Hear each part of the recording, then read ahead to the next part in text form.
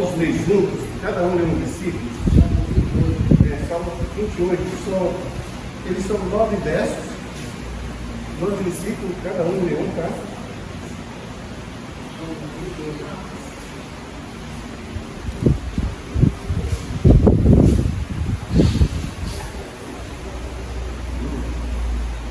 Amém? Todos acharam? Salmo 28, ali está, deixa eu ver se está na minha versão. Aqui o plano do Senhor, minha rocha. Ali, minha rocha, está na minha versão. Eu vou ler aqui a primeira verso, então acompanhe e leia na sua vida. Aqui eu clamo, Senhor, minha rocha. Não fiques indiferente para comigo. Se permaneceres calado, serei como os que descem a corda.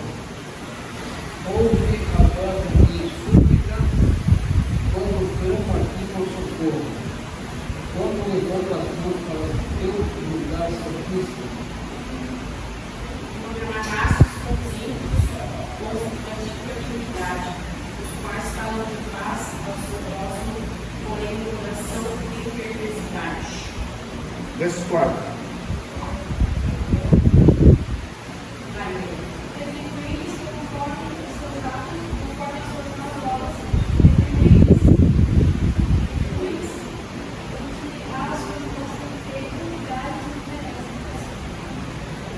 Verso 5. Visto que não conseguiram os feitos do Senhor, nem as obras das suas mãos, ele os amassará e jamais deixará. Verso 1. Bendito seja o Senhor, pois ouviu a voz da minha súplica. O Senhor é a minha força e o meu escudo, nele confio, no meu coração e no socorro, no meu coração salvo de prazer, e com o meu cântico louvarei. Versos 9. O Senhor é a força do seu povo, a fortaleza que salva o seu ungido. Salva o teu povo e abençoa a tua herança, apacenta-o e exalta-o para sempre. Eu tinha antecipado aqui. Ele tirou. Eu ia pegar o verso 7 aqui, para a gente ver novamente ali. Todos juntos no verso 7. Coloca lá o verso 7 para mim, por favor. O verso 7 na versão NVI. O Senhor é a minha força e o meu escudo. Nele o meu coração confia e dele recebo ajuda. O meu coração exalta de alegria e com o meu cântico gritarei graças. Esse é um salmo maravilhoso e esse versículo aí é para todos nós guardar no nosso coração. Vamos orar, agradecer a Deus por a nossa vinda aqui, agradecer a Deus pelo nosso dia, agradecer a Deus pelos feitos que Ele faz em nossas vidas. Baixe as cabeças, vamos orar ao Senhor com a água do microfone, porque eu estou sentindo que o ventilador está bem barulhento. Tá. Grandioso Deus, maravilhoso e eterno Pai, graças te damos, Senhor, por estarmos mais uma noite aqui na tua casa. Pai Santo, obrigado, Deus, porque tu nos permite, Pai Santo, esse ato tão maravilhoso, Deus, de nos dar a liberdade, de nos dar, Deus, saúde, de nos dar, Pai, tudo, Deus, que nós precisamos, Pai, para nós sobrevivermos. E é graças a Ti, Pai, que nós estamos aqui hoje, porque Tu nos deu essas condições e sempre estará nos dando, Deus. Pai, é claro que o Senhor esteja abençoando nossos irmãos que estão em viagens. Ó Deus, aqueles que não puderem estar nesta noite, que o Senhor guarda de todo mal. Seja com eles, meu Pai amado. Incomoda também aqueles, Pai, que estão por algum motivo em casa e nós não sabemos.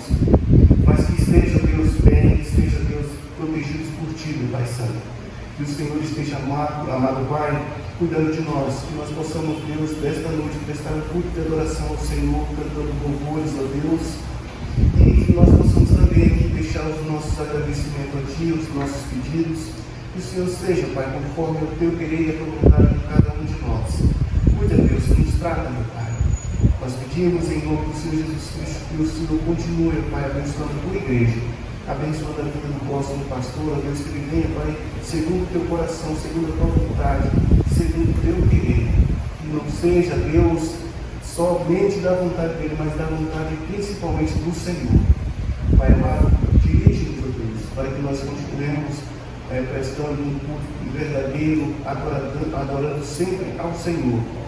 Que as nossas obras, Deus, venha a ser, ó Pai, com amor, com alegria, nós entendendo que é do Senhor e não nós.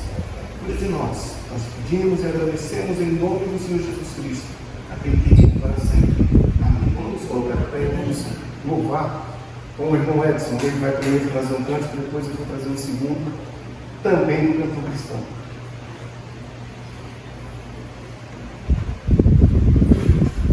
Paz, irmãos.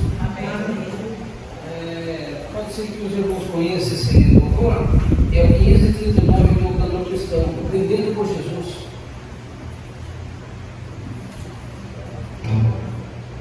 Acabamos de dar uma passadinha, então, irmão, se caso alguma coisa não tiver, é porque foi tudo aqui improvisado, mas Deus está sabendo que é comigo. Vai lá, irmão. Vejo o céu resplandecente, o sol a luz, quero viver tão somente,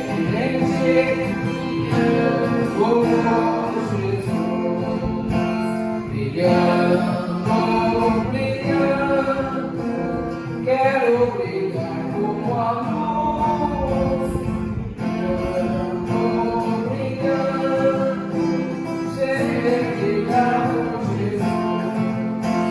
Eu quero ir mais amado, quero escutar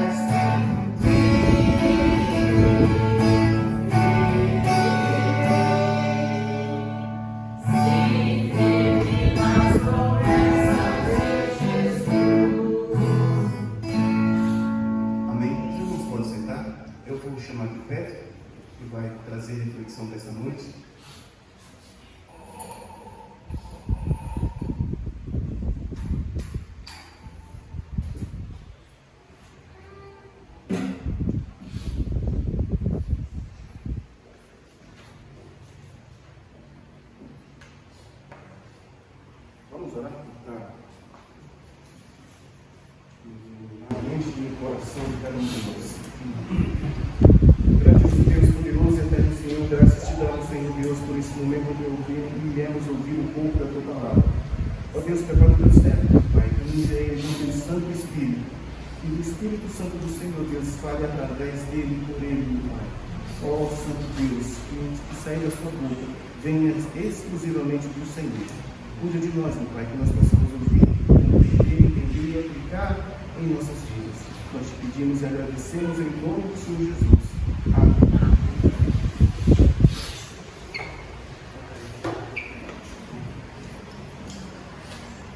Graças a Deus, irmãos. Amém.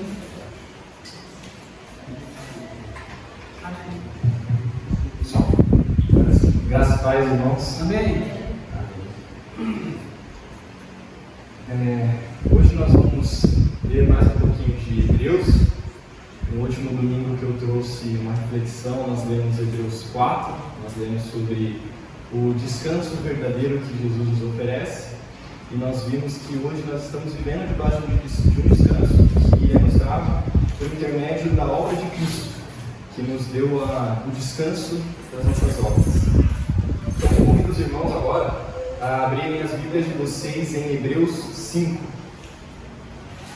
Hebreus, uma carta que foi escrita, não se sabe o autor ao certo, você viu, alguns dizem que foi Lucas, outros que foi Paulo.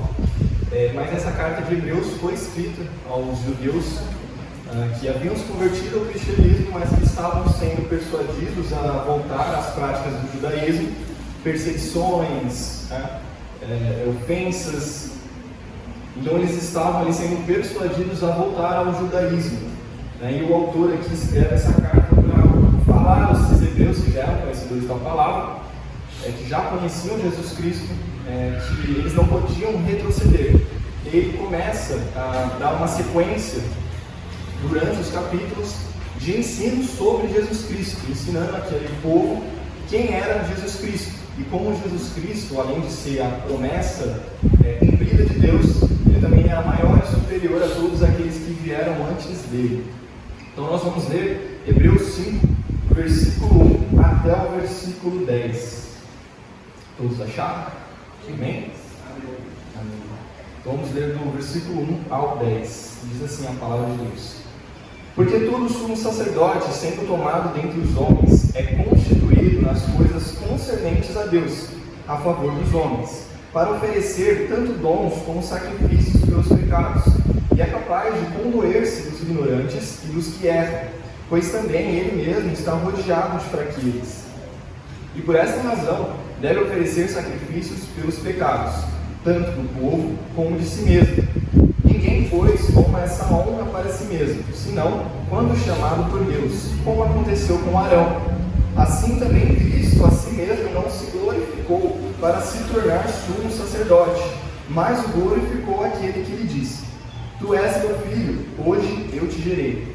Como também em outro lugar diz: Tu és sacerdote para sempre, segundo a ordem de Melquisedeque. Ele, Jesus, nos dias da sua carne, tendo oferecido com forte clamor e lágrimas, orações e súplicas a quem o podia livrar da morte, e tendo sido ouvido por causa da sua piedade, embora sendo filho, aprendeu a obediência pelas coisas que sofreu. Tendo sido aperfeiçoado, tornou-se o autor da salvação eterna para todos os que lhe obedecem, tendo sido nomeado por Deus sumo sacerdote, segundo a ordem de Melquisedeque. Oremos mais uma vez. Pai Santo, Deus eterno, lemos a Tua palavra, Pai. Neste momento, ó Deus, eu te peço, Senhor, que me use como instrumento em Tuas mãos, que neste momento eu não venha dizer nada que eu ache, que eu pense, ou minha própria opinião, mas que tudo que eu digo aqui, ó Pai Santo, seja instruído pelo Teu Espírito Santo, Senhor. Que tu me use e fale com o Teu povo, Pai. Que a palavra que lemos aqui, aprendemos, seja edificante a todos nós e que venha de encontro com os nossos corações, Pai. Dá-nos uma boa pregação, dá-nos, ó Pai Santo, um coração humilde para receber a Tua palavra. Que o Senhor, ó Pai Santo, como sempre se faz presente, esteja aqui mais uma vez conosco, nos abençoando, nos guardando. Em nome de Jesus Cristo eu te peço. Amém. Bom, irmãos, então aqui nós vamos ler nesse capítulo 5 um pouco mais a fundo a respeito desse sacerdócio de Jesus Cristo. né, quem eram os sacerdotes do Antigo Testamento? Os sacerdotes eram aquele povo que veio a partir de Arão, né, da descendência de Arão, eram escolhidos por Deus e eram, vamos dizer, os intermediadores entre os homens e Deus.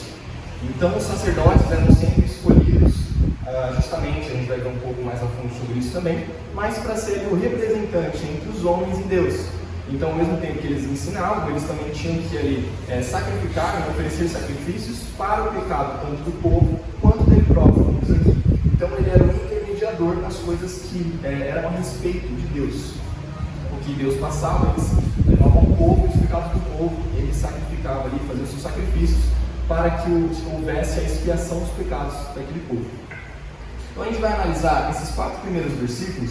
Nós vamos entender um pouco mais quais que eram esses requisitos para ser, então, um sumo sacerdote. Todo sumo sacerdote deveria ter esses requisitos, os requisitos básicos. No primeiro versículo, então, a gente vê que os sumos sacerdotes eles deveriam ser escolhidos dentre os homens para que eles pudessem representar os homens nas coisas relacionadas a Deus. Diz, porque todo sumo sacerdote, sendo tomado dentre os homens, é constituído nas coisas concernentes ou referentes a Deus, a favor dos homens, para oferecer tanto dons como sacrifícios pelos pecados. Então a gente entende que o sumo sacerdote, ele deveria ser homem. Ele deveria ser um homem, ele não poderia ser o próprio Deus. Deus não poderia agir como um sumo sacerdote frente a ele mesmo para o povo. Não podia ser os anjos de Deus. Os anjos de Deus não podiam agir como sumos sacerdotes para os homens, e muito menos os animais. Então deveriam ser os homens. E esses homens, eles representavam os demais. Justamente por serem seres humanos, eles podiam representar os demais em suas fraquezas. Então, a gente vai ver agora no versículo 2. Sendo homem, o sacerdote ele deveria ter compaixão dos demais, de todo aquele povo, visto que ele também era fraco, pecador e dependia de Deus. No versículo 2. E é capaz de condoer-se ou ter compaixão dos ignorantes e dos que erram, pois também ele mesmo está rodeado de fraquezas. Esses ignorantes e dos que erram, ele está se referindo então aos dois grupos de pecadores. Os pecadores que pecam por ignorância, por não conhecer a palavra de Deus, naquela época a lei de Deus, e os que pecam porque erram, os que sabem da palavra de Deus, mas pecam como forma de rebeldia. E o sumo sacerdote, ele havia de ter compaixão nesses dois grupos, porque ele também era pecador, ele também estava rodeado de tentações, de pecados, então ele tinha que, sendo homem pecador, ter compaixão dos demais, até porque ele não era melhor que nenhum ali. Agora nós vemos também que o sumo sacerdote, ele deveria apresentar sacrifícios e ofertas pelos pecados do povo e pelos seus próprios pecados. Versículo 3. E por essa razão deve oferecer sacrifícios pelos pecados, tanto do povo como de si mesmo. Esse trabalho da expiação era um trabalho contínuo. A gente vai estar lendo lá quando foi escrito o Êxodo, no capítulo 29, caso os irmãos queiram marcar. A partir do versículo 38, a gente começa a ver as ordenanças de Deus para uma expiação. Então ele coloca ali, ele exige ali o que é necessário para uma expiação do povo. E nisso, ele coloca justamente esses sacrifícios que eram feitos, e eram sacrifícios contínuos, ou seja, eram uma expiação, um rito que não cessava. Os sumos sacerdotes, eles viviam para isso. Então, eles pagavam, eles ofereciam sacrifícios de manhã e ao entardecer, como diz Êxodo 29, do 38 a 42, de forma contínua. Então, a vida dos sumos sacerdotes era basicamente essa. Eles haviam de entregar sacrifícios ao povo o dia inteiro, constantemente, sem nenhum tipo de descanso. Não havia descanso para eles, até porque quanto mais eles sacrificavam, mais o povo pecava e isso contava com ele. Então o pecado também era contínuo. E já que o pecado era contínuo, a expiação pelos pecados por meio de sacrifícios também deveria ser contínuo. Então era um trabalho que não se cessava, era um trabalho a qual os sacerdotes não tinham descanso. Quarto ponto, o sacerdote de forma alguma poderia ser alguém autodeclarado sacerdote, mas deveria receber o chamado divino para exercer tal função. A gente vai ler no versículo 4 agora. Ninguém, pois, toma essa honra para si mesmo, senão quando chamado por Deus, como aconteceu com Arão. É interessante que essa função do sumo sacerdote, embora cansativa por conta do sacrifício contínuo, era ali uma função que foi e era completamente dada, né? Era um privilégio concedido por Deus àquelas pessoas. Então não podia ser qualquer um que podia apresentar sacrifício diante de Deus. Deveria ser alguém escolhido por Deus, assim como Arão. E aí eu vou pedir para os irmãos rapidamente abrirem a Bíblia de vocês em Números 16.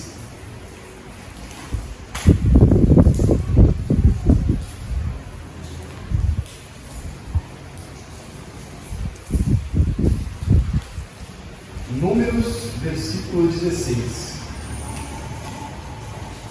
Capítulo 16. Isso, capítulo 16, desculpa. Números, capítulo 16.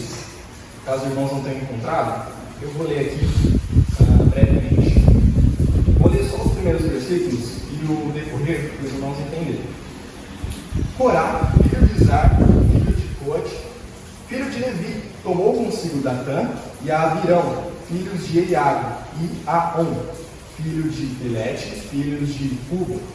Levantaram-se perante Moisés com 250 homens dos filhos de Israel, príncipes da congregação, eleitos por ela, varões de renome. Se ajuntaram contra Moisés e contra Arão e disseram: basta, pois que toda a congregação é santa, cada um deles é santo, e o Senhor está no meio deles. Por que, pois, vou exaltar sobre a congregação do Senhor? Tendo ouvido isso, Moisés caiu sobre o seu rosto e falou a Corá e a todo o seu grupo, dizendo: amanhã pela manhã o Senhor fará saber quem é dele e quem é santo quem é o santo que ele fará chegar a si. Aquele a quem escolher fará chegar a si. Fazei isto: tomai-vos incensários, Corá e todo o seu grupo, e pondo fogo neles amanhã, sobre eles deitai incenso perante o Senhor. E será que o homem a quem o Senhor escolher, este será o santo, bastardo, filho de Levi? Disse mais Moisés a Corá: ouvi agora, filho de Levi, acaso é para vós outros coisa de somenos que Deus de Israel vos separou a congregação de Israel para vos fazer chegar a si, a fim de cumprirdes o serviço do tabernáculo do Senhor e estardes perante a congregação para ministrar-lhe, e te faz chegar, Corá, e todos os teus irmãos, os filhos de Levi, contigo? Aí partindo agora para o versículo 20, Deus responde, né?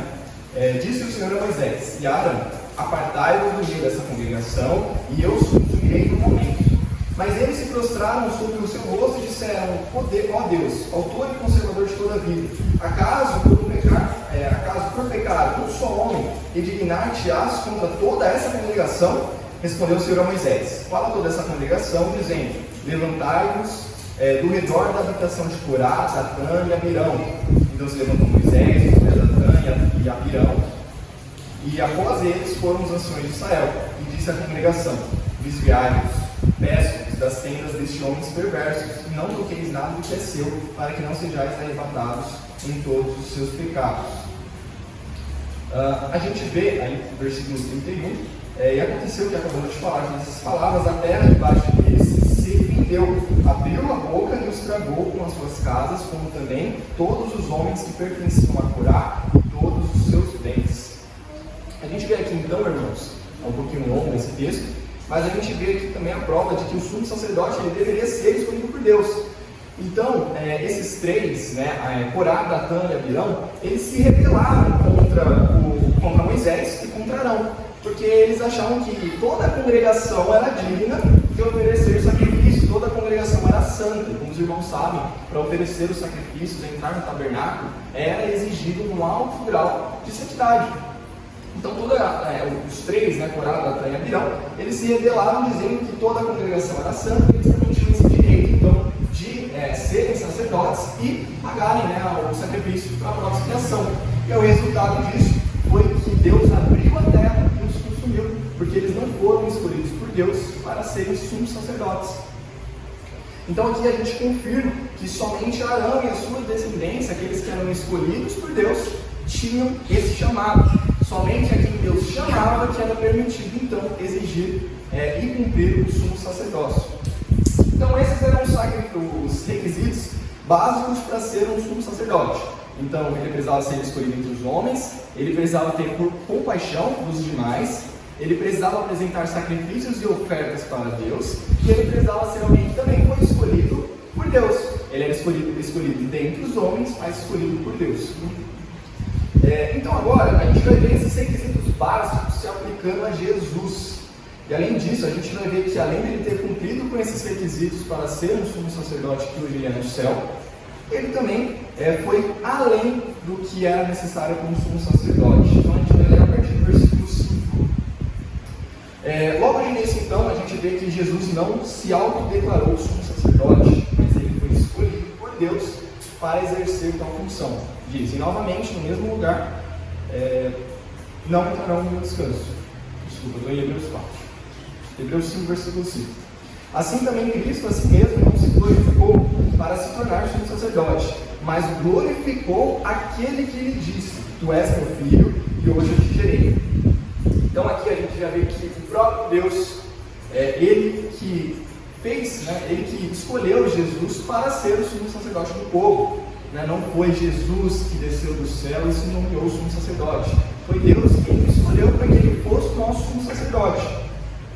No versículo 6, a gente vai ver outra citação. Essa primeira citação é a Salmos, capítulo 2, versículo 7. E no versículo 6, a gente vai ver uma outra citação. E a gente vai se aprofundar ainda mais nessa citação. Como em outro lugar também diz, tu és sacerdote para sempre, segundo a ordem de Melquisedeque. Aqui faz uma citação a Salmos 110, versículo 4. Nesse momento surge então a figura de Melquisedeque. Mas quem era Melquisedeque? É interessante que esse homem só foi citado na Bíblia, no Antigo Testamento, por 2 vezes. Esses salmos que a gente acabou de ler e em Gênesis 14. Esse homem só foi citado 2 vezes. Então lá em Gênesis 14, versículo 18, a gente vê a primeira citação a Melquisedeque. Eu vou pedir para os irmãos, mais uma vez, abrirem a Bíblia de vocês lá em Gênesis, começo da Bíblia, no capítulo 14, a gente vai ler o versículo 18.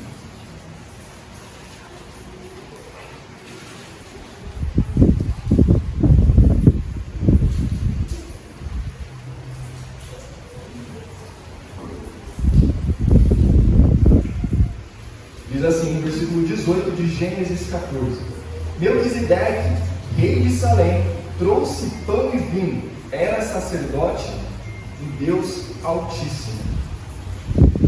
Agora, eu já vou pedir para os irmãos aproveitarem e abrirem a Bíblia de vocês, para deixar marcado aí, em 2 Crônicas, no capítulo 26. Deixem aberto que a gente já vai passar por esse texto.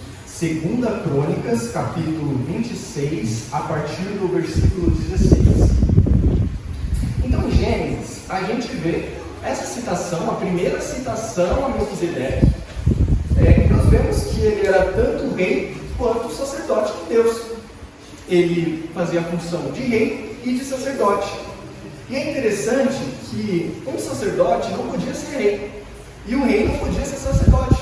Eles não podiam trocar os papéis ou praticar o papel um do outro. Isso é uma lei mosaica. Isso é uma lei mosaica que o rei não podia cumprir os papéis do sacerdote e vice-versa. Então o rei havia de exercer a função de rei e o sacerdote havia de exercer a função de sacerdote. E isso é tão sério que a gente vai ver agora na 2 Crônicas 26, a partir do versículo 16 ao 21, o que aconteceu com um rei que quis exercer a função de um sacerdote. Então, a partir do versículo 16: Mas havendo-se fortificado, exaltou-se o seu coração para a sua própria ruína. Aqui está falando sobre o rei Uzias. E cometeu transgressões contra o Senhor, seu Deus, porque entrou no templo do Senhor para queimar incenso, no altar do incenso. Porém, o sacerdote Azarias entrou após ele, com 80 sacerdotes do Senhor, homens da maior firmeza, e resistiram ao rei Uzias e lhe disseram: A ti, Uzias, não compete queimar incenso perante o Senhor, mas aos sacerdotes, filhos de Arão, que são consagrados para esse mistério. Sai do santuário, porque transgrediste, nem será isso para a honra tua parte do Senhor Deus. Então Uzias se indignou, tirou um incensário na sua mão, para queimar incenso. Indignados-se com ele, pois, contra os sacerdotes. a lepra lhe saiu da testa perante os sacerdotes na casa do Senhor, junto ao altar do incenso. Então o sumo sacerdote Azarias e todos os sacerdotes voltaram-se para ele, e eis que ele estava leproso na testa, e apressadamente o lançaram fora. Até ele mesmo se deu pressa em sair, visto que o Senhor o ferira. Assim ficou leproso o rei Uzias até o dia da sua morte, e morou por ser leproso em uma casa separada, porque foi excluído da casa do Senhor. E Jotão, o seu filho, tinha seu cargo a casa do rei, julgando o povo da terra. Então olha o que acontece com Uzias, que era rei, quando ele tenta então assumir esse papel de sacerdote, quando ele tenta ali queimar incensos como sacrifício e oferta a Deus. Deus o castiga com lepra. Deus o pune com lepra, porque ele estava indo contra a lei mosaica. A lei que Deus entregou para Moisés. É por isso que diz nos versículos ao decorrer de 2 Crônicas que ele transgrediu, ou seja, ele foi contra o que Deus havia entregado a Moisés e Arão. Então, Uzias, ele foi castigado, ele foi orgulhoso, ele tinha vencido ali, e ele quis então entregar ofertas a Deus, fazer um papel que não era dele. Ele foi castigado com lepra. E como a gente pode explicar então Melquisedeque? Porque Melquisedeque era rei e era sumo sacerdote de Deus. Em Gênesis fala que ele era rei de Salém e sumo sacerdote do Deus Altíssimo. Não era Deus de Deus, era do nosso mesmo Deus. A explicação disso é que Melquisedeque, ele viveu antes da lei de Moisés, tanto que essa passagem que nós lemos é entre Melquisedeque e Abraão. Então Melquisedeque, ele veio antes de Moisés e ele veio antes de Deus entregar a lei a Moisés. Então ele exerceu esse cargo, essas duas funções, somente porque a lei mosaica ainda não existia. Então ele foi o único homem a ser sumo sacerdote e rei antes da lei de Moisés. Chegou a lei de Moisés, então houve essa separação rígida entre os sacerdotes que vinham da tribo de Levi e os reis que vinham da tribo de Judá. Então Melquisedeque, ele poderia assumir então esse sacerdócio arônico. E é interessante que Melquisedeque, ele foi colocado por Deus e é apresentado a nós com detalhes, ele sendo sumo sacerdote e também rei, porque ele era uma figura tipológica, ou seja, um tipo de Jesus. Ou seja, ele era alguém que apontava para a promessa que era Jesus Cristo. E é interessante, porque como eu disse, ele foi o único homem a ser sumo sacerdote e rei ao mesmo tempo. Depois dele não houve nenhum outro homem, até porque depois veio a lei mosaica que proibiu ser sumo sacerdote e ser rei. Então ele apontava para Jesus Cristo, porque além de apontar para Jesus Cristo, ele apontava para a posição de Jesus. Então ele apontava para o que Jesus exerceria, os ofícios de Jesus, que é justamente o sumo sacerdócio e o reinado de Cristo. Ou seja, como diz aí no versículo 6, tu és sacerdote para sempre, segundo a ordem de Melquisedeque. Então, Jesus, ele cumpre essa ordem de Melquisedeque e ele é a união perfeita entre esses dois ofícios, o sacerdócio e também o reinado. Então, ele governava e governa as nações e o reino de Deus, ou seja, ele tem o papel de Deus, ele tem o ofício de rei, ele reina sobre nós, sobre as nações, ele reina no reino de Deus, nos céus, e ao mesmo tempo, ele intercede por nós, lá no céu. Olha que interessante, ao mesmo tempo que ele é rei, ele também é sumo sacerdote, ao mesmo tempo que ele reina, ele também intercede por nós. É um rei que veio à terra, se fez carne, ou seja, humildemente diminuiu-se ao ponto de virar homem, e como homem, reconhecendo e conhecendo a fraqueza humana, agora no céu pode interceder por nós. Ele cumpre esses dois ofícios com perfeição. Já no versículo 7, vai dizer: ele, Jesus, nos dias de sua carne, tem oferecido com forte clamor e lágrimas, orações e súplicas, a quem o podia livrar da morte, e tendo sido ouvido por causa da sua piedade. Esse versículo 7, vou ler de novo para os irmãos, vou ler com mais calma. Ele, Jesus, nos dias da sua carne, tendo oferecido com forte clamor e lágrimas, orações e súplicas a quem o podia livrar da morte, e tendo sido ouvido por causa da sua piedade. Esse versículo 7 vai fazer a gente voltar lá para o Getsemane, quando Jesus ele ora a Deus para que Deus o livrasse, o salvasse da morte. Vamos lembrar? Jesus, em agonia, em angústia, em oração a Deus, em clamor, como diz aqui, em clamor e lágrimas, ele pede a Deus: Deus, se possível, afasta esse cálice de mim. A morte que Jesus iria passar, a morte angustiante, a tortura que ele ia enfrentar, a humilhação. E ele pede para que Deus o salvasse dessa morte. Só que Jesus morreu. Então o autor de Hebreus, ele está dizendo no final do versículo: tendo sido ouvido por causa da sua piedade. Se ele foi ouvido, ou seja, Deus o ouviu e ouviu a sua oração ao ponto de realizá-la, por que Jesus morreu, cara? O que o autor de Hebreus está querendo dizer? Jesus foi ouvido, porque Deus não o salvou da morte física, a morte carnal, mas Deus o salvou do poder da morte. Então Jesus, ele morreu para pagar e ser a expiação dos nossos pecados, mas ele não esteve sob o domínio da morte, ele não esteve sob o poder da morte, tanto que ele venceu a morte. Então Deus não ignorou enquanto ele orava, pelo contrário, ele ouviu e atendeu o pedido de Cristo. Jesus morreu de sua forma física, mas ele venceu o poder da morte. Fato esse que a gente vê quando ele ressuscita dos mortos 3 dias após a sua morte. Então Deus ouviu a sua súplica e o atendeu, o salvando do poder da morte. Versículo 8 e 9 para a gente finalizar. Embora sendo filho, aprendeu a obediência pelas coisas que sofreu, e tendo sido aperfeiçoado, tornou-se o autor da salvação eterna para todos os que obedecem.